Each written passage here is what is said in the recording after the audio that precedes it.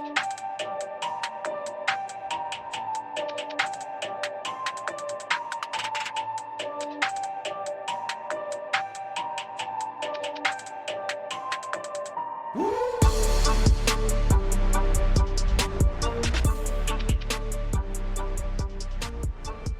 right, everybody, welcome back. This is the Horn Takes podcast, your very rough around the edges Texas sports talk destination. I'm your host, Sean Redfern. It's a beautiful Friday. All Fridays are beautiful, but today the weather is great, or at least where I'm at. Weather is amazing. Nice and cool, sunny. Not all that dreary winter crap. This will be our last show until after Christmas. And it's Friday, and we generally do Prediction Friday, and I'm still going to call it Prediction Friday, but we're not going to have a prediction today. You guys will have to wait till December 26th to get the prediction on the Sugar Bowl matchup between Texas and Washington. We'll do a quick recruiting update today. There's a little bit of recruiting news, not a whole lot. We'll finish off that deep dive with the Washington Huskies, and we'll talk today about some offensive and defensive comps for both Washington and Texas. Some teams that, if you look at Texas and Washington's rankings, you look at their statistics, who are some teams that have been on either team's schedule that kind of look like that? I'll try to explain. I suck at explaining stuff sometimes, but I'll try to explain that a little better when we get to that point in the show. And then we'll have some random college football thoughts today. Check us out on Twitter, TikTok, YouTube, at Horn Takes. If you just like to listen to I know some of you guys are traveling these next few days. Some of y'all might be traveling a whole lot like we're going to be traveling a whole lot. We're going to take off on the 28th and head down to Houston. Spend a couple days in Houston with some family, and then we're going to scoot on over to New Orleans, where we'll be through the game through the 2nd of January, and then we'll take the long trek home back to the Panhandle, back to the South Plains. So I know a lot of people are traveling. You're going to be on the road a lot. You're going to be in airports. Folks, if you just like to listen to podcasts, or that's your situation and you don't want to watch videos, check us out at horntakespodcast.buzzsprout.com. We'd appreciate it. I think you'll enjoy most of it. Probably, I don't know, at least like 60% of it. I don't know. Quick recruiting update today. Tongue ain't working. I just got back from the dentist. Had to get a teeth cleaning. Aggie D-line commit Dylan Evans is announcing something today. I didn't even know. I just found out like yesterday, I think, that Texas was even talking to this kid. I think it was yesterday, maybe the day before. It hasn't been long. I have not heard this name in recruiting very much at all. But nonetheless, this is a guy that Texas got in the mix late with. He recently said he wasn't signing during this early signing period. He was going to push his recruitment out, but it sounds like there's some sort of announcement today. And some of the guys on some of the Aggie websites don't think it's just an announcement to say, hey, I'm not going to announce, which this kid has done before. So I don't know. We'll see what happens with that. He's a defensive line guy. I don't know how good. I haven't even got a chance to watch any film on him. I woke up this morning, was reading through some message boards, saw some information about this. So I don't know anything about this kid. I'm assuming he's decent. I think he's a 3-star. And we've talked before, 3-stars turn into badasses. Devondre Sweat. All you got to do is show up, work hard, and develop yourself. All these kids have physical talent. And then, of course, there's California wide receiver Aaron Butler. We talked a little bit about him on the show on Thursday, yesterday. This one looks like it's between Washington and Texas. Arizona was in the mix, maybe still in the mix, not 100% sure. His dad said something about it's Washington or Texas. He's announcing today. We talked about it yesterday. This was a really late offer by Texas, just in the last few days. This was the kid that was committed to Colorado and decommitted from Colorado. He's the highest rated California player that's yet to sign or yet to commit, something along those lines. I don't know. I'd kind of be surprised if it was Texas. And the kid hadn't even been on campus as far as I know.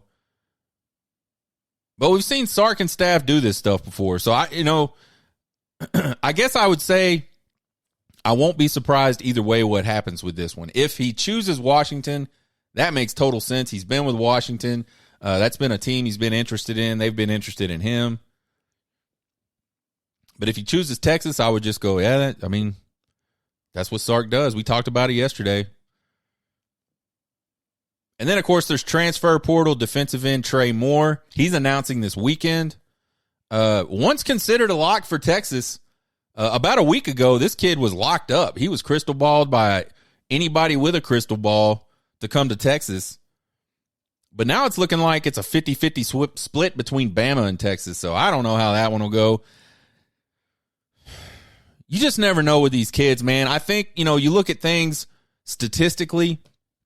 If you kind of just look at two different things and you say one was really high, and then in someone's mind, it moved to a 50-50 between one or the other, you got to think the one that had the movement in their direction has the momentum. But I don't know. You just do not know what these kids are going to do. And then, of course, there's Don McKinley that I don't know what he's going to do. I don't think anybody knows what he's going to do. I don't think anybody knows where he's going to wind up. There's the whole Everett Stewart transfer portal thing. I don't think there's a lot of interest on Texas side, to be perfectly honest. I don't have any information on that. It just seems like we know when he entered the transfer portal that there was contact with the staff. And then all of a sudden, it just kind of wasn't any more conversation about it. So I almost feel like, maybe Texas is just not interested in that. It seems weird. Evan Stewart is an amazing talent. I don't think he's been, whether it's him or whether it's the quarterback or the offense, whatever at Texas A&M, he hasn't really lived up to the hype. But he's certainly a physically gifted guy, like extremely physically gifted. I don't know. So there's kind of the recruiting roundup. There'll be some announcements today. Some of them may go Texas's way. Some of them may not. Let's finish up this deep dive with Washington. So one of the things we talked about yesterday, we went through all the statistics we normally go through. We even dug a little bit deeper into those numbers, broke those categories down into multiple subcategories. Came away with our final thoughts just based on that. But I wanted to do like some comps. I wanted to talk about like one thing we haven't done, just because we usually don't have time. It takes a lot of time to go through all this data and look at all these different things. Unless it's your full-time job, which it's not for me, it's got to be pretty hard to spend this much time doing this stuff. So, or unless you have a really good like automated system, which I do not. So I figured we'd do it this time. One of the things I wanted to do is kind of look at, so, we know Texas does X in the rushing game. Who are some teams that Washington played that are similar in yards per game? Same thing for passing, scoring offense. Same thing for defense, rushing numbers, passing numbers, scoring defense. We wanted to kind of go through and look at some comps and just see not only who those comps were, but how the team did against that particular team. So we start with offense. We always start with offense. Let's check it out. Rushing offense. Oh, wait a second. I might have messed this up. No, I did not. So Washington rushes the ball for 125 yards a game. A comp that Texas played that's similar. Iowa State, 129 yards per game. So just 4 yards difference there. Texas held those guys to 9 yards. So Texas held a similarly comp team, just from, raw yardage. We're not talking about philosophy. We're not talking about, any of that stuff. We're not talking about schemes, nothing like that. Just raw numbers, 125 yards a game versus 129 yards per game for Iowa State. That's a really close comp from a yards per game perspective. Texas held them to 9 yards per game. Passing offense, Washington, 343 yards a game. There's really not a comp to that. The closest one, Oklahoma, 321 yards per game. Texas held Oklahoma to 285 yards in the Red River shootout. Scoring offense for Washington, they score 37.7 points per game. Kansas State, 37.8 points per game. So really close comp right there. Just, again, straight raw numbers for scoring offense. Texas held Kansas State to 30 points. And then I think you look a little deeper. Texas held an OU team that scores 43 points a game to 34 points. They held a Bama team that scores 35 points a game to 24 points. And they held a KU team that scores 33 points to 14 points. So there was several schools in scoring offense that were right around what Washington is on scoring offense. And I don't think these necessarily mean anything, by the way. I'm certainly not saying that because Texas held a team that rushes for the similar amount of yards per game as Washington does to 9 yards, that means Texas is going to hold Washington to 9 yards. I just think it's an interesting thing to look at, and something that, seems so simple on the surface, but you don't hear a lot of people talk about it. You don't hear a lot of people go, oh, well, Team X rushed for, 150 yards a game. Texas has already played a team that rushed for roughly 150 yards per game, and here's what they did against them. You just don't hear that kind of analysis anywhere but right here. I probably made that up. There's probably somebody that's doing that. But I just thought it was interesting. Then you flip it around to defense. Rushing defense, Washington's given up 133 yards per game. Iowa State gave up 131 yards per game on the season. And Texas rushed for 123 yards against that Iowa State team. K-State, another close comp, 140 yards per game on the ground. Texas went for 230. So that right there just kind of illustrates how the comp really doesn't mean anything. Games are going to go certain ways, and sometimes a team that doesn't run the ball a lot is going to run the ball a lot. Sometimes they're going to whip off a bunch of big runs. You just never know. Just kind of interesting to talk about. Passing defense, I think the comp for Washington here is Oklahoma State. Washington gives up 263 yards per game through the air. Oklahoma State giving up 267 yards per game through the air. Texas passed for 464 yards against that Oklahoma State team. Again, don't know what it means, but that's big. That's a lot more yards. Scoring defense, Washington giving up 24 points a game. Kansas is a good comp here, 25 points a game. Texas scored 40 points on that Kansas team that gives up 25 points a game. So now let's look at some statistical comps for Texas from a Washington perspective. So rushing, Texas rushes the ball 189 yards per game. Utah rushes the ball 186 yards per game. Washington held them to 115 yards in that game. Passing, there's really not one that's close. I think there are some that were a little bit lower than Texas that were probably closer to Texas's average, but I don't feel like Texas is a passing comp to those teams. So I don't, you take that for what you will. Texas passes the ball for 286 yards per game. USC passes the ball for 329 yards per game. Washington held USC to 312 yards per game, so pretty close to their average. Scoring, I think a good comp for Texas, again, is that USC team. Texas scores 37 points a game. USC scores 41 points a game. Washington gave up 42 points to that USC team. Flip it around to the defensive side. And this is where it gets, I don't know. We talked about how Texas has a advantage over Washington pretty big in the defensive side of the ball.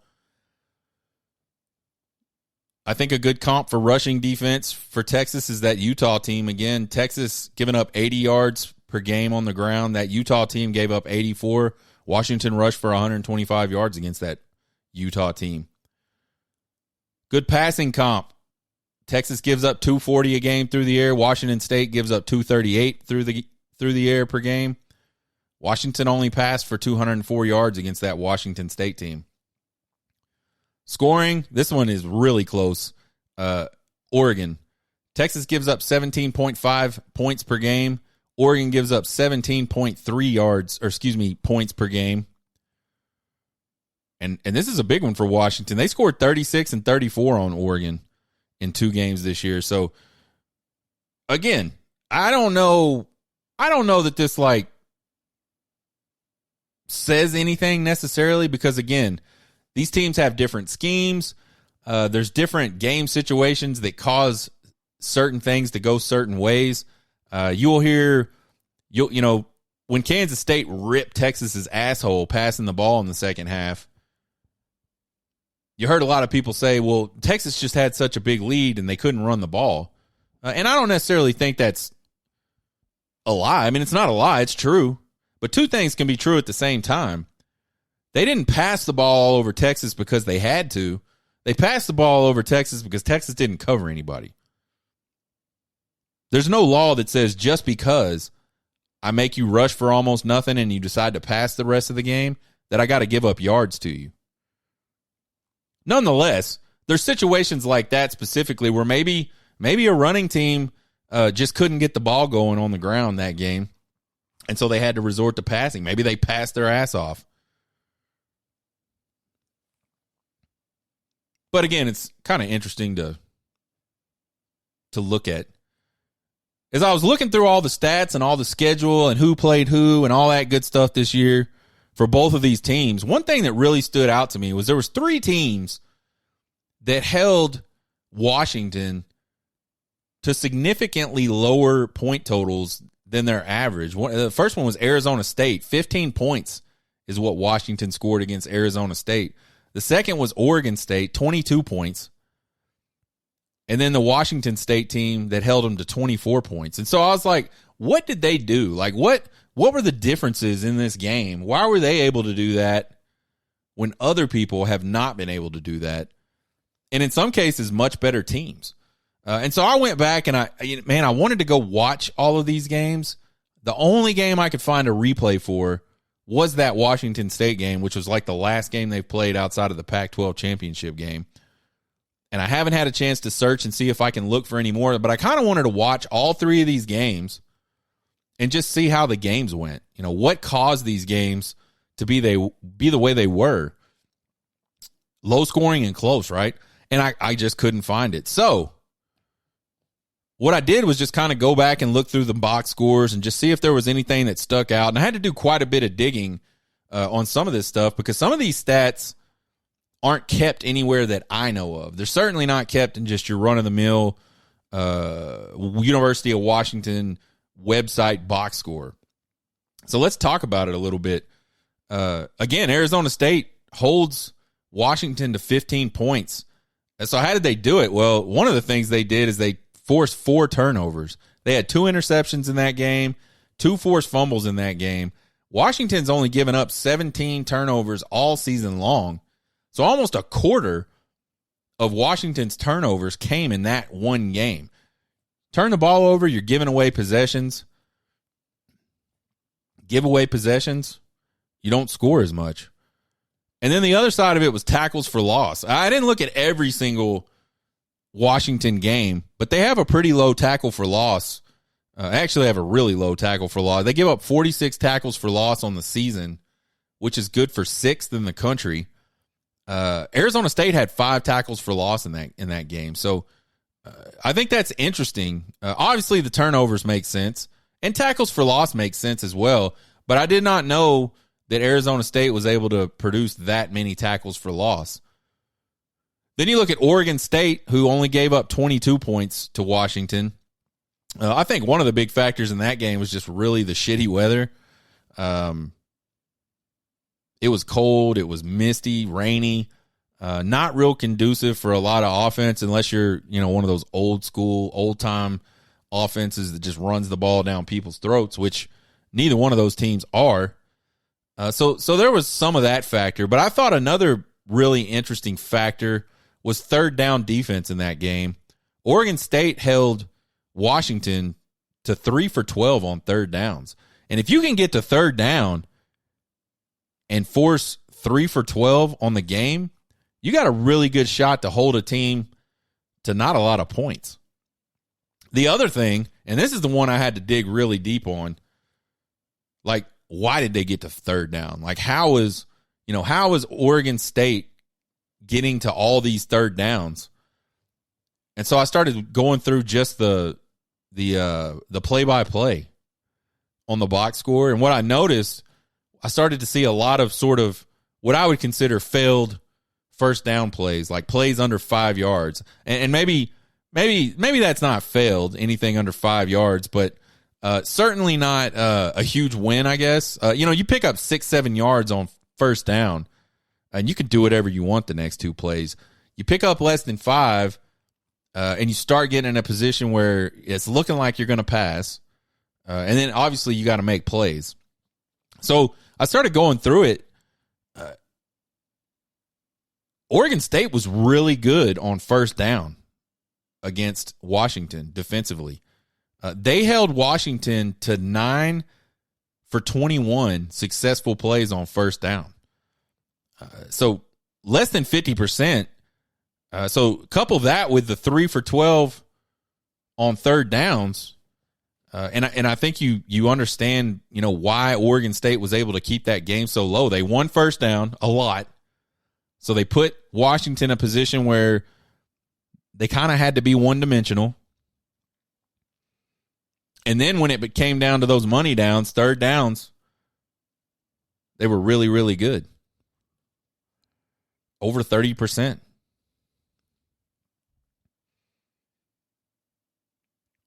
Washington State gave up 24 points to this mighty Washington defense. Part of this was it's a rivalry game, it's a good old-fashioned rivalry game. And I got about halfway through watching this one, and I want to go back and finish it because I haven't got to see Washington play that much this year.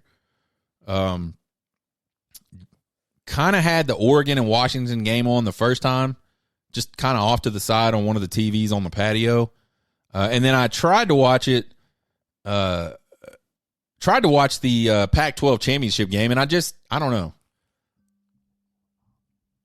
I just stopped watching it or stopped really paying attention. I don't know what I was caught up in.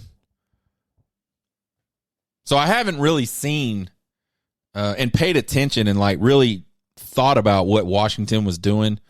So I want to watch that Washington State game throughout so I can just maybe get a little bit of idea about what Washington does offensively, defensively, stuff like that. Anyhow, you go look at third downs again, and that's where Washington State really made some hay against Washington. And it wasn't as good as Oregon State did, but they still held Washington to 6 for 14 on third downs, which is, still pretty good. Not amazing. Good enough. So we know this Washington team does not turn the ball over much. We know they don't give up a lot of sacks. We know they don't give up a lot of tackles for loss. So I think if you're Texas, those are things you're trying to do. We'll talk a little bit about that on Tuesday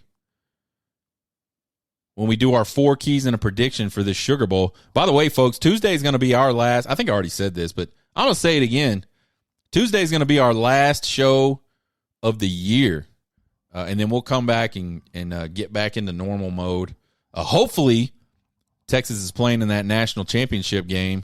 And we'll have to do a really quick and dirty and a really Prediction Friday, all that shit we always do. Hopefully, we'll be doing that. We'll be doing it in an expedited manner the week after New Year's.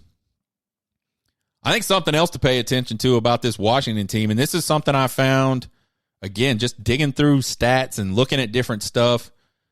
They are the second most penalized team in college football, and this is staggering. They have had 960 yards of penalties this year, which I don't know what that means. When I saw that number, all I know is I saw that they were second to last in the country. 960 yards didn't really resonate with me until I went and found Texas. And I think Texas has been a pretty penalized team this year. Certainly much more than you would want. And Texas only has been penalized for 665. So almost 300 yards difference between a team who I would say has been heavily penalized and just how heavily Washington has been penalized. I don't know what that projects. Again, it's just one of those funny stats, and you just go, damn. I don't know if I'm searching for like things to make me feel better about this game. I don't know. That seems pretty significant to me. 300. That is crazy.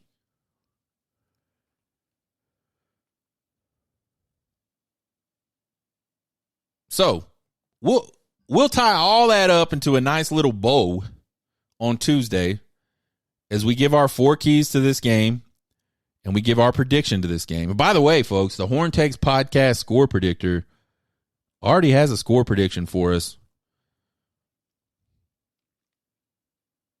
And that's just my little formula thing that I've been working on this season.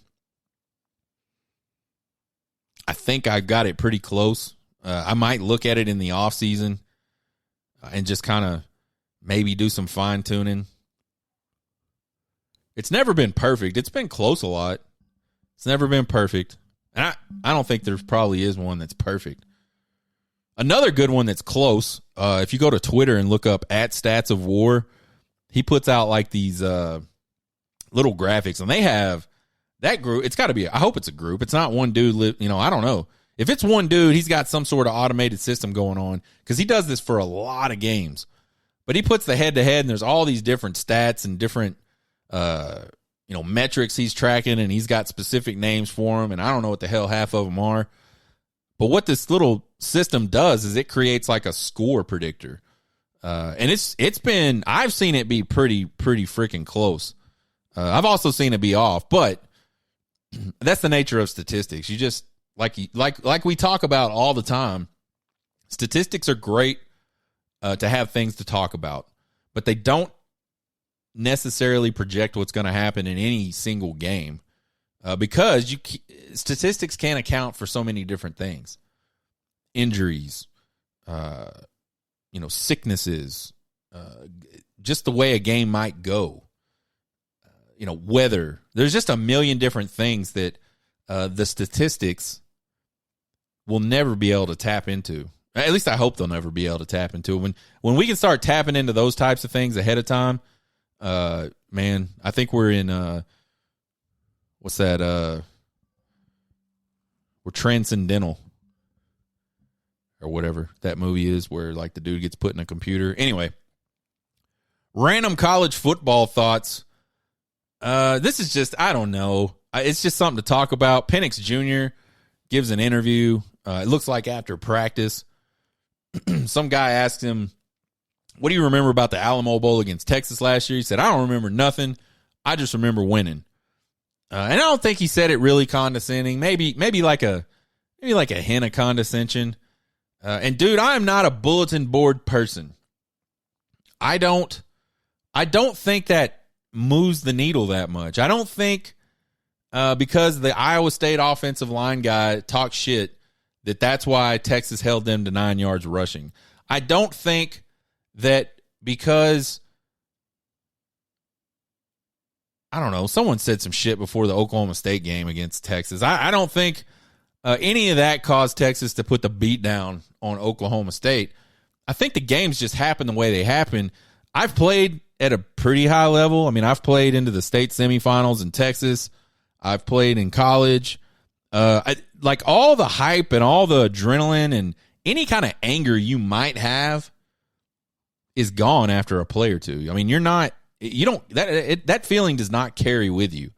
After, like I said, after just a couple plays, and sometimes it's one play, I remember every single first play of a game till the last day I played football. I was nervous, and I don't know if you want to say nervous in a negative connotation.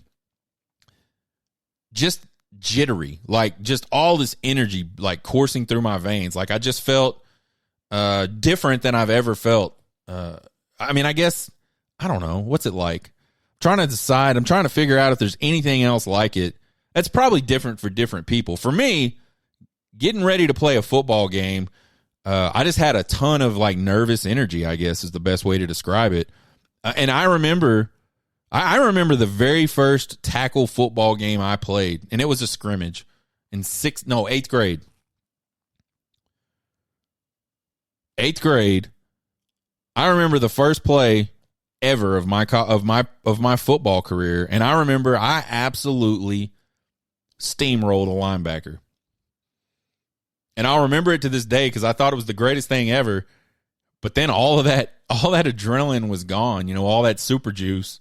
And then it was just a game. And that's what happens. You might have that for one or two plays. You might have all this anger for one or two plays and this revenge factor and all this shit.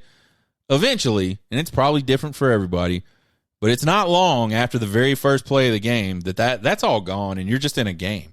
And now you just have to execute mentally and physically. And so I'm not a big bulletin board guy, but there's a lot of Texas fans just kind of flipping out about it on Twitter. I'm glad somebody finally said something. Glad somebody from Washington said something. Let's get this to the defensive line. Yada, yada. Man, I don't know. I think as far as bulletin board material goes, that's kind of like the weakest I've ever seen. He didn't call anybody out. He didn't really say anything that wasn't true. He wasn't taking a jab, I don't think. I mean, I don't know Michael Penix Jr., but I think he was just saying, I remember winning the game. Like almost like I don't remember any details. It was such a surreal, situation that I don't remember details. I just remember winning. I don't know. Call me crazy. The other side of this, folks, is if it takes bulletin board material for your team to be up and wanting to kill everybody across from them in the college football playoff semifinals, then I think, you're in the wrong business. If you're a player and you need someone from the other team to have talked shit in the media to get you excited to play in this type of a game, you're probably not a football player. The Athletic put out an article on Texas here recently. I didn't read the article. I read some excerpts from the article. And one of the ones I thought was really awesome was a Big 12 defensive analyst had some really, really awesome things to say about Coach Sark. And I think they're interesting. One of the quotes he had was, he has little to no tendencies. And keep in mind, this is a guy that sits down. These analysts, I don't know if maybe they're allowed to be there during the game, like up in the press box. But anyway, what they're doing is just gathering data and making sense out of that data and trying to find trends and, trying to, you guys remember, what was that movie? I have a terrible memory, y'all. The movie where the white team and the black team had to merge and they had to become one team. Denzel Washington was the coach. Remember the Titans. It just came to me, folks. Remember the Titans. Someone came and handed the defensive coach. It was Denzel Washington comes and hands the defensive coach a whole lot of statistics. And the coach was like mind blown. Like, man, we'll be really tough to play against if we have all this information. This is amazing. Well, that's what those guys do. Every little piece of percentage you can possibly find about this, that, and the other, it's broke down. That's their job. So this guy, had to do that against Texas. And he says, man, the guy has little to no tendencies. And then he goes on to say if he has one, he breaks it the next week. So if you find a pattern in a Steve Sarkisian game plan, this guy says it's gone the next week. He says his in-game adjustments are elite, which is interesting to me because, and I know I shouldn't, there's like two types of, well, there's more than two types, but let's just say for the sake of argument, there's two types of college football fans. There's those that have any clue what they're talking about. Like, they have some semblance of, they just see the game deeper than just what the score is, or that drive failed, or that play failed. And then you got those that think they know everything and only look at the surface. We scored this many points. That drive failed, or that drive didn't fail, or that play sucks because it didn't work. There's a lot of those types of people out there that think they know a lot about the game. They don't really know anything about the game. They're simply looking at results and then drawing a conclusion based off those results. For Steve Sarkisian, it was, man, he doesn't make any halftime adjustments. Or he makes the wrong adjustments at halftime. Because if you'll remember, when Steve Sarkisian first got to Texas, second halves were hard on Texas, especially in that very first season.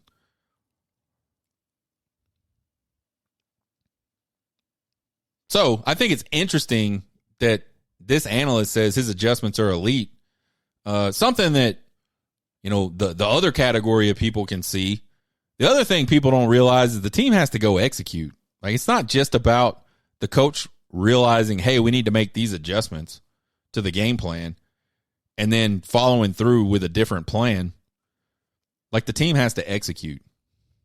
You could have the greatest coach in the world, give them a bunch of scrubs, and they're going to be a bunch of scrubs because those guys can't go execute whatever the coach is asking them to execute.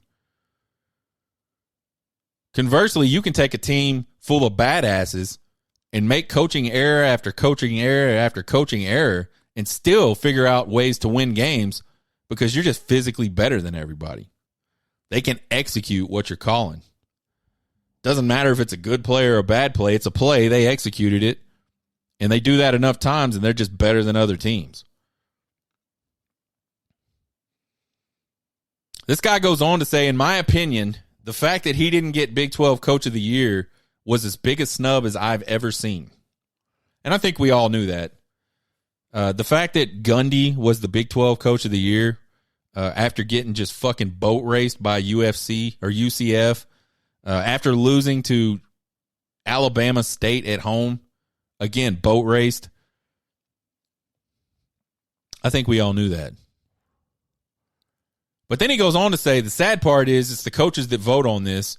So it tells you it's more about Texas leaving the conference than who is the most deserving coach. And folks, we've been talking about this all year long, the Big 12 Fuck You Tour, and just how shitty the fan base is from these other schools and the administration out of the Big 12 has been towards Texas in the last few months. So, yeah, man, I'm not a conspiracy guy, but I absolutely think there's no other coach. Let's just say it's a normal year. Texas isn't going to the Big 12 or isn't going to the SEC. Nobody's moving. Realignment didn't happen. You guys tell me a coach that goes 12-1 after an 8-5 season, wins the conference, lands his team in the college football playoff, and doesn't get Coach of the Year for that conference. Tell me. Tell me one. Tell me that's ever happened. And I don't think Sark cares. I don't care about who's the Coach of the Year. I'm sure he doesn't give a flying fuck either. He's in the playoffs. He won the conference. ESPN isn't going to come on and talk about how many conference Coach of the Year awards you won in a row. It's just not going to happen. It's just not that big of a deal. But I think it was interesting because it just kind of points to more and more of that just, I don't know, like petty bullshit the Big 12 has been doing. The members of the Big 12 have been doing since this whole SEC announcement came out. I think Texas has the right guy, folks. Nobody's screaming dynasty. Nobody's screaming like, we're about to go on some crazy run. But man, how quickly he has turned what Texas football was into what it currently is today. And he's done it the right way. He's done it by bringing in high school kids, getting them to buy into a culture, developing those kids, and then sprinkling just a little bit of help in from the transfer portal. I mean, they look like a completely different team this year than they did just 2 years ago. Completely different. And a lot of that is Coach Steve Sarkisian and his coaching staff. So I'm excited. All Longhorn fans should be excited. We shouldn't go off the deep end. I saw a Twitter poll today. How many national championships is Steve Sarkisian going to win as the head coach at Texas? And I think one of them was 0, one of them was 1 to 3, and then one of them was 3 or more. Man, I would be happy with 1 to 3.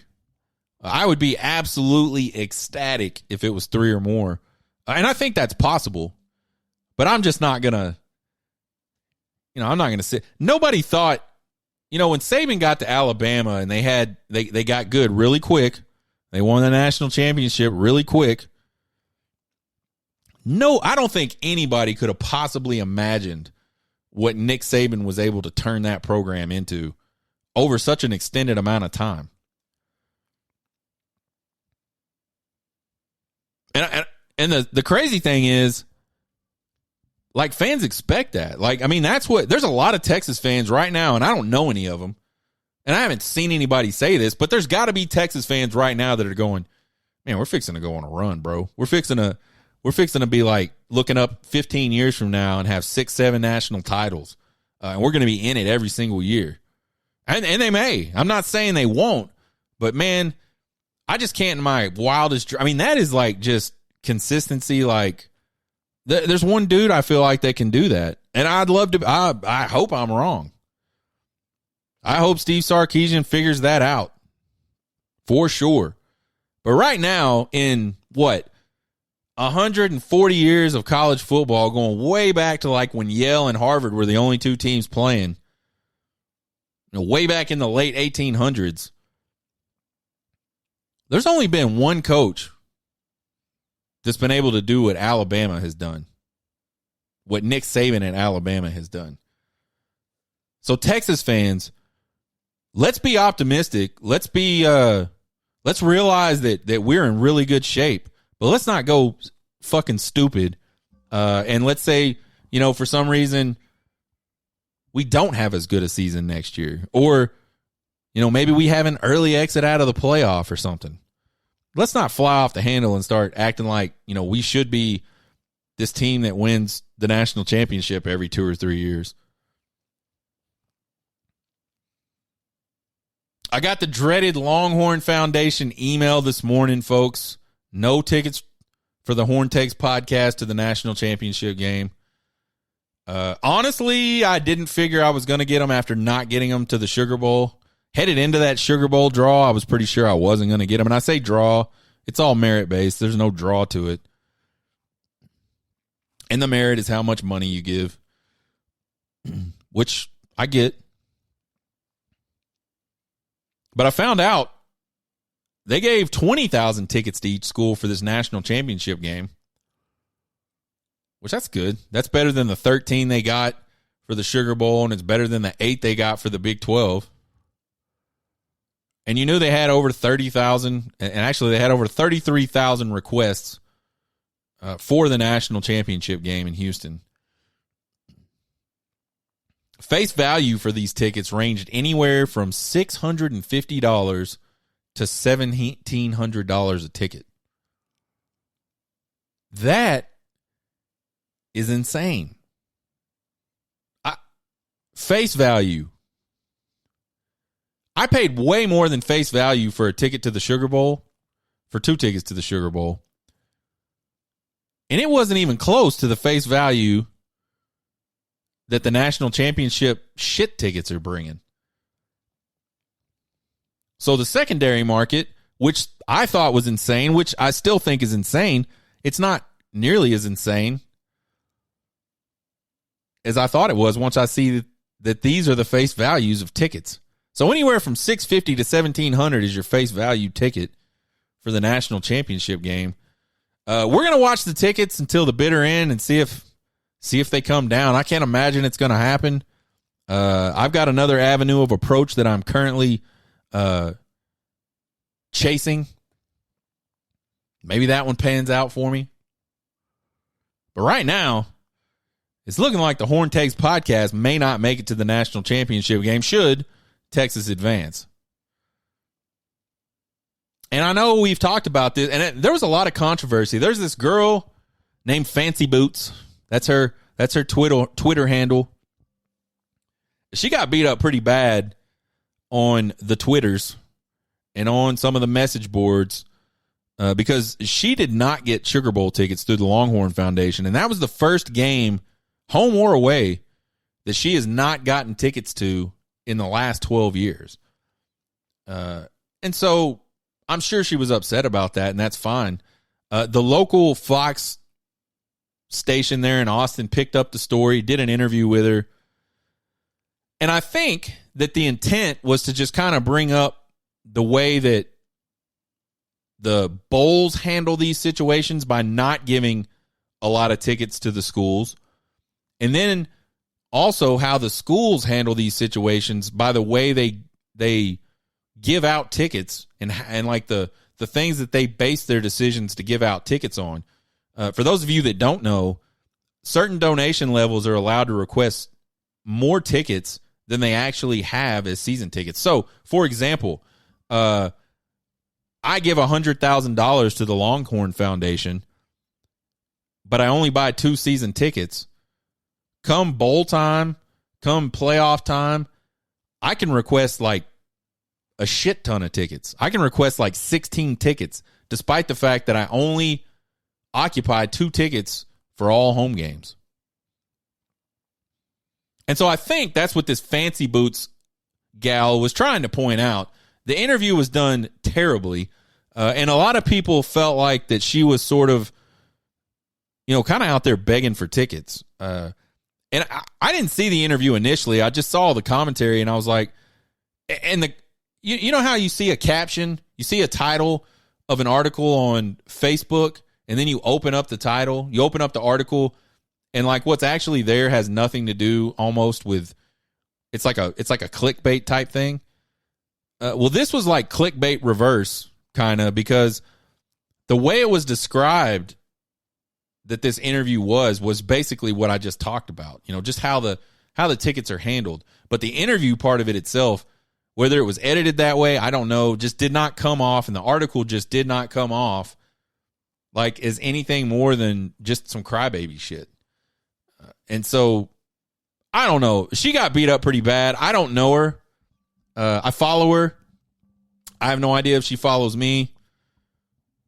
But I'm pretty sure she probably didn't get tickets for this either. I know more people did this time.